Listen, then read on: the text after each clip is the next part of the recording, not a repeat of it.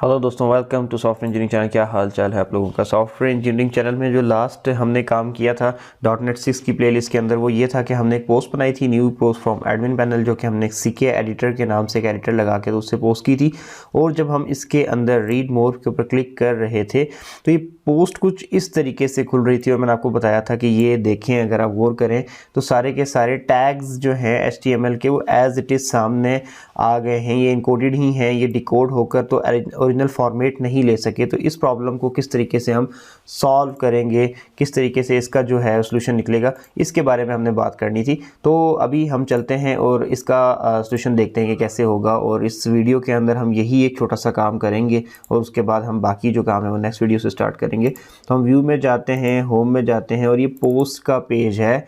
तो इशू यहाँ पे आ रहा है। तो इस पोस्ट के पेज के ऊपर ये जो कंटेंट वाला ये है, बेसिकली मॉडल डॉट कंटेंट, ये बेसिकली पूरी पोस्ट को आपकी शो करता है। तो यहाँ पर जाकर आप सबसे ऊपर तो लगा लें एट यूजिंग करके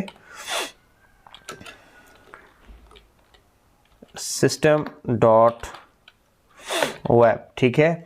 और उसके बाद यहाँ पर आपने आकर इसके नीचे क्या करना है, एट HTML डॉट रॉ ये लगाना है। और इसके अंदर जाकर HTTP यूटिलिटी के अंदर से HTML डिकोड को आपने चूज़ करना है। ठीक हो गया।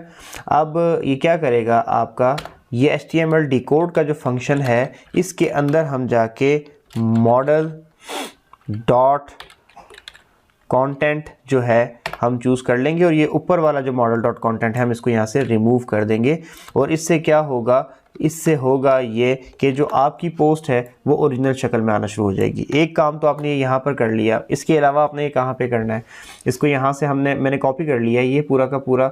और एक्चुअली कॉपी मुझे जो करना है मैं वो करूँगा, पहले उसको रिमूव करता हूँ, इसको कॉपी करता हूँ, Ctrl+C, और उसके बाद इसको वापस ले आता हूँ। अच्छा, अब मैं इंडेक्स पे जाता हूँ, और इंडेक्स पे जाने के बाद मैं यहाँ भी जाके Ctrl+V कर लेता हूँ। ये HTML डिकोड ये पूरा का पूरा आ गया है। इसके ऊपर मैं कंट्रोल के साथ ग्रेटर देन के बटन पे क्लिक करता हूँ तो ये मुझे ऑप्शन आ जाएगा लगाने का। सिस्टम डॉट वेब भी मैंने ऐड कर दिया है। और आइटम डॉट कॉन्टेंट जो मैंने यहाँ पर लिखा हुआ है, इसको यहाँ से Ctrl+X करके मैं यहाँ डाल दूँगा। और यहाँ भी मैं कुछ ऐसा ही करने वाला हूँ। ये आपका ये है आपका पूरा का पूरा, इसको मैंने यहाँ से कॉपी करके यहाँ रख लिया।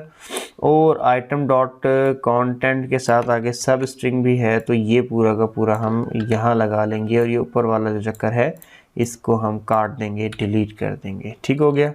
अच्छा जनाब अली, अब ये हमने सारी सेटिंग कर ली है। अब हम इसको रन करके देखते हैं कि ये हमारा इशू जो आ रहा था वो रिजॉल्व हुआ है या नहीं हुआ।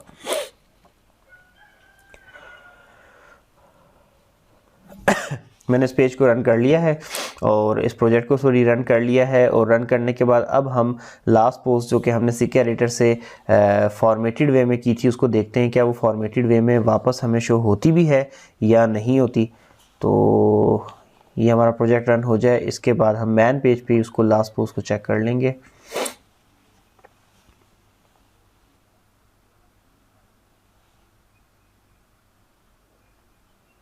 ओके जी, तो ये हमारी लास्ट पोस्ट है जिसकी हमने एडिटिंग की थी CK एडिटर के थ्रू और उसको शो किया था। तो देखें यहाँ पर भी ये वेल फॉर्मेटेड आ रही है, हेडिंग और इटैलिक और ये जो कुछ किया था वो आ गया है। तो अब मैं इसी पोस्ट पे दोबारा से रीड मोड पे क्लिक करता हूँ तो ये देखें, ये प्रॉपर वे के अंदर जिस तरीके से इस पोस्ट को आना चाहिए ये उसी तरीके से आ रही है। तो ये होता ये है कि बेसिकली HTML जब जाके डेटाबेस में सेव होती है तो वहाँ से जब उस डेटाबेस के अंदर से हम रिकॉर्ड उठाकर पोस्ट के कंटेंट को उठा के स्क्रीन पे शो करते हैं तो वो टैग एज इट इज़ आके शो हो जाते हैं। तो उसको पहले HTML ड्रा के थ्रू और फिर उसके HTTP यूटिलिटी को इस्तेमाल करते हुए आपको क्या करना पड़ता है, उसकी आपको प्रॉपर तरीके से जो मैंने आपको कोड लिखवाया है वो लिखना पड़ता है। उससे क्या होता है कि फिर जो आपका HTML के टैग होते हैं वो अपना असर दिखाने लगते हैं, वो एक्टिवेट हो जाते हैं। और बजाय इसके कि tag as it is show हों, उन टैग की जो इम्प्लीमेंटेशन है वो यहाँ पर आपको के शो होने लग जाती है। तो इस तरीके से आप किसी भी पोस्ट को HTML जो HTML टैग्स हैं उनको डेटाबेस में उठा के सेव कर सकते हैं और इस तरीके से वापस उन टैग्स के डाटा को शो करते हुए आप शो करवा सकते हैं जैसे मैंने किया,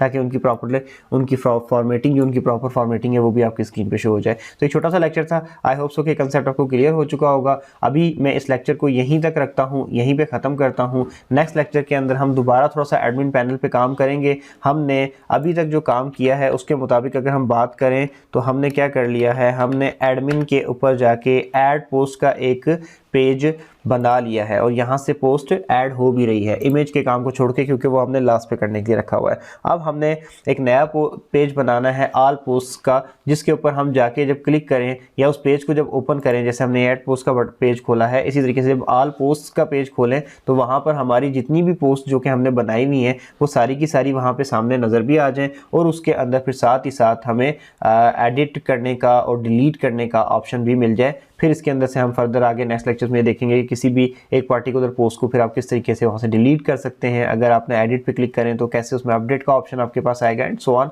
ये सारी की सारी चीज़ों पे हमने काम करना है। तो आगे हमारा ये टारगेट है जो मैंने आपको बताया। फिलहाल ये लेक्चर इतना ही था, इसकी इम्प्लीमेंटेशन कीजिए और पोस्ट को प्रॉपर ऑर्डर के अंदर शो करना सीखिए। बाकी दोबारा मिलते हैं नेक्स्ट लेक्चर में, तब तक के लिए अल्लाह हाफिज़।